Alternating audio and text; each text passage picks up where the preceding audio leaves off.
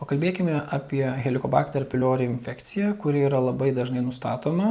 Dažniausiai jos sukeliami simptomai tai yra standartiniai simptomai kaip pilvo pūtimas, pilnumas, pykinimas, be abejo skrandžio skausmai ir netgi tuštinimosi pakitimai. Helicobacter pylori infekcija yra labai galinga infekcija, ji sukelia uždegimą skrandžio paviršiuje, gali provokuoti erozijų, tai yra mažų žaizdelių atsiradimą skrandžio apatinėje dalyje, arba vėliau išprovokuoti ir opaligės, tai yra skrandžio žaizdos susiformavimą. Esant lėtiniai Helicobacter pylori infekcijai ir lėtiniai skrandžio opaligiai, didėja skrandžio vėžio rizika keletų procentų ir tai yra labai svarbu įsidėmėti ir tirti šią infekciją bei laiku gydyti, net jeigu ir simptomai yra labai minimalūs. Helicobacter pylori deja, bet gydoma tik antibiotikais. Be abejo, didėja problema ir pasaulyje, taip pat ir Lietuvoje, kad ši infekcija atsparėja skiriamiems mūsų antibiotikams ir gydymą tenka kartoti po kurio laiko. Todėl po pirminio paskirto antibiotikų kurso būtina atlikti kontrolinį tyrimą, kuriuo patvirtintume, kad infekcija yra išgydyta arba neišgydyta ir tokiu atveju skirtume